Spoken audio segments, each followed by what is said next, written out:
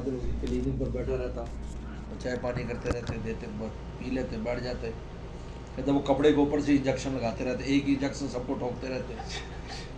تو میں نے کہتا ہے آپ یہ کیا کر رہے ہو، آپ جراثیم وغیرہ ایک کے دوسرے کو لگا رہے ہو.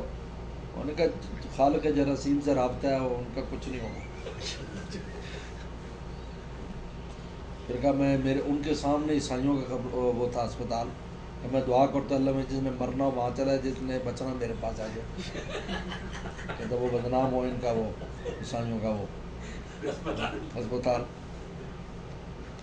تو حضرت والا اس والدہ کی، کیونکہ حضرت کو پھر والدہ نے پالا نا، 8ویں جماعت میں تھے تو والد فوت ہو گئے. پھر سارا جو ٹنیور گزرا ہے وہ والدہ کے سر پر تھا. تو وہ پھر حضرت کو بہت صدمہ تھا والدہ کا. لیکن حضرت نے یعنی اس کے لیے عجیب بات ہے، سوچ دیکھے، یعنی 17 سال کی عمر میں جب آپ حکمت مکمل کر لی تھی، 17 سال میں حکیم بن گئے تھے، اچھی حاذق حکیم، تو صرف اس لیے کہ میں اب جوان ہوں. اور حضرت عاشق مزاج بہت تھے اور خوبصورت بھی بہت تھے، حضرت نے اللہ نے حسن بھی دیا تھا. تو ایسا نہ ہو کہ میری جوانی ادھر ادھر نہ چلی جائے. تو فوراً شاہ عبد الغنی پھول پور رحمہ اللہ کے پاؤں میں بیٹھ گئے جا کر. وہ کہتے میں نے سارا عرصہ وہاں جو 17 سال لگائے، اس لیے لگایا کہ جوانی میں مجھ سے کچھ لغزش نہ ہو جائے، اس حفاظت کے لیے،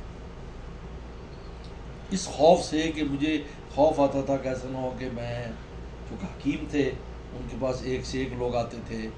وہ فرمایا کہ میں وہاں جا کے چھپ گیا صرف اس کو بچانے کے لیے، ورنہ اگر وہ سٹیٹس بنانا چاہتے تو حکیم اجمل خان کے جو سب سے بڑے شاگرد تھے ملک عثمانی، اس کو ملک الحکمہ کہتے تھے، ان کے شاگرد ہیں حضرت.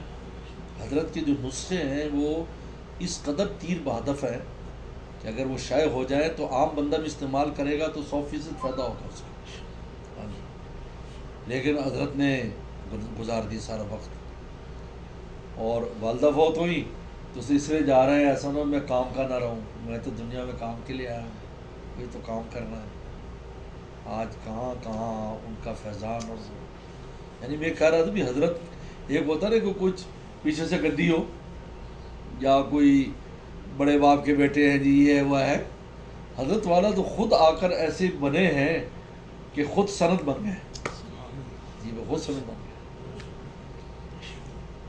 خود ان کی ذات سند بن گئی. ان کا بات ہے، ان کا کام، نسبت ہے، ایک سند ہے.